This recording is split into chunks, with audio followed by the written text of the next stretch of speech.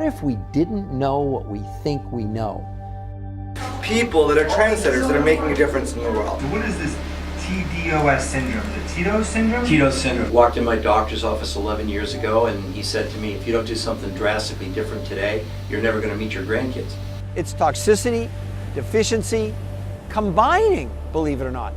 Who wants to take a guess what's the #1 killer in the United States? #1 killer in North America is stress. We got to do something different. We have to have a new conversation, or we're going to find ourselves in exactly the same place we are, only it's going to get worse and worse and worse and worse. T is for toxicity, the D is for deficiency, the O is for being overweight, and the S is for stress. And those 4 cofactors, they're deadly enough on their own. But where it became a syndrome for me was when I realized there was an interconnectivity between those 4 factors that was allowing them to magnify their impact. Imagine legions of the sick marching on the hospitals when there won't be enough drugs, there won't be enough beds, and there won't be enough doctors. Our drinking water on average has anywhere between 300 and 500 chemicals in it. We're now using 10,000 chemicals in the production of food. Less than 500 have ever been tested for what they do to us as human beings. These chemicals are altering our hormones and reprogramming our bodies to gain weight.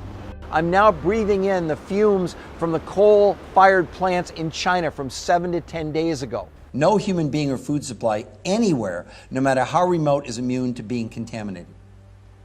In Eskimo mother's breast milk, when it was tested, it contained such high levels of PCBs and mercury that it would be categorized as hazardous waste by the EPA. That's at the North Pole. Nobody's going to be cleaning up the planet because it is now ubiquitous. It's everywhere, as you mentioned. And there's not enough money to clean up anywhere close to even a percentage of the planet. You think you can eat yourself into wellness? Food will never be enough again, period. Period. What the body does, it actually takes the toxin and stuffs it in a fat cell. And no amount of exercise and no amount of regular dieting will remove the toxins. They've measured athletes in sweat. There's no toxins being removed in exercise at all. We've got 70% of America overweight. I do not believe all of those people are not trying to diet and aren't exercising. That's a bunch of bull. Well, they just did a study on obese children, and they found that the majority of those children actually were suffering from rickets and scurvy, which are diseases of malnutrition. For the first time in the history of the world this year, more children will die of obesity than starvation. The food companies have spent almost $1 billion trying to determine how they can get us to eat more. They have created something called the bliss point. And what they did, they actually did brain scans on children and adults, and they found there was a point where the combination of salt, sugar, and fat stimulated but didn't fill you up. And you know what the model was that they used to determine this in the brain scan? They had a model that they based it on. Cocaine addicts. It's a little bit like what the tobacco companies did when the tide started to turn against them. There was one study that said the thought of going on a diet raises your stress and your cortisol in the human body. Stress is big business, toxicity is big business, nutritional deficiency is big business. This is what we've been talking about, is that it's a case of the emperor's new clothes. Everyone knows all this stuff is going on. America's getting heavier and heavier. People are feeling more and more fatigued. People are more and more stressed. And the overall satisfaction with life is dwindling, and nobody seems able to pinpoint it, and that's the problem. People are trying to pinpoint it instead of admitting that there's several factors at play and that they're all interconnected. Revolutionary new preventative interventional technologies that involve things like nutritional fasting. Now, before you go sideways, what do you mean fasting? It's been proven in study after study that caloric restriction with intermittent fasting is one of the greatest strategies absolutely to positively live healthier longer. but it's something that's so difficult to do because our foods are so nutritionally bankrupt that when you reduce the calories to the point where the body would naturally begin to detoxify itself, the body basically goes into starvation mode and holds onto the fat. Because you don't have the nutrients, you don't have what I call toxin hunters that literally can go in and pull these toxins apart, make them water soluble so they can pass out to the liver and the kidneys. So what's the solution? What we need is nutritional density. We need to make up for these deficiencies, especially in these very specific nutrients. One is called glutathione and another one's called a polysaccharide. But I want to go a little bit farther because that fasting, if it's based on dense nutrition and few calories, is going to be the most effective way that we can possibly utilize the whole philosophy of caloric restriction with intermittent fasting. In these new nutritional technologies, because they have massive amounts of nutrients in very few calories, the body's able to get to a point where it makes a choice between muscle and fat.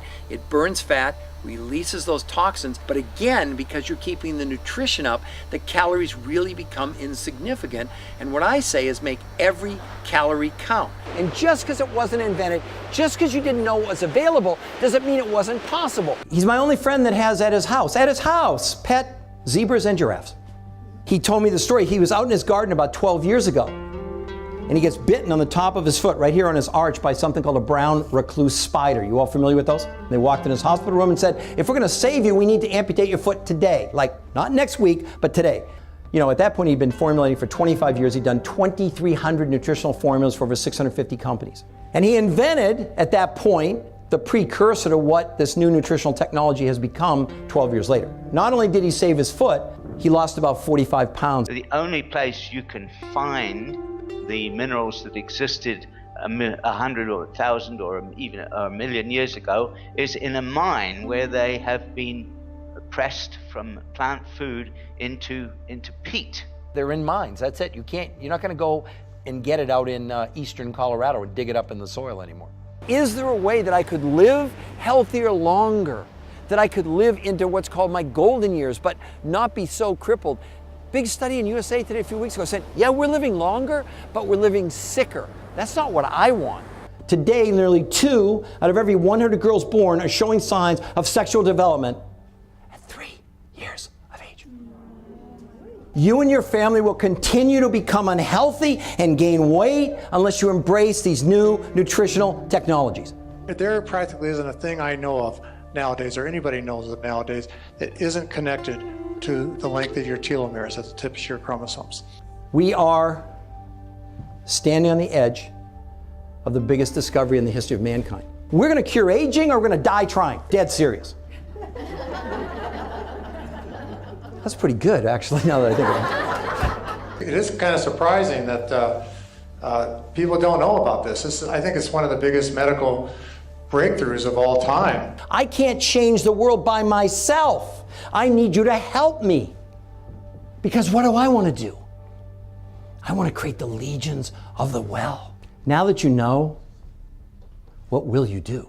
And we want to bring to you, we want to bring to the world, number one, an awareness about the problem. Because there would be no point in even talking to you about any type of a protocol or a solution if you don't understand the magnitude of the problem. What if you didn't know what you think you know? And what if everything you thought you knew was wrong?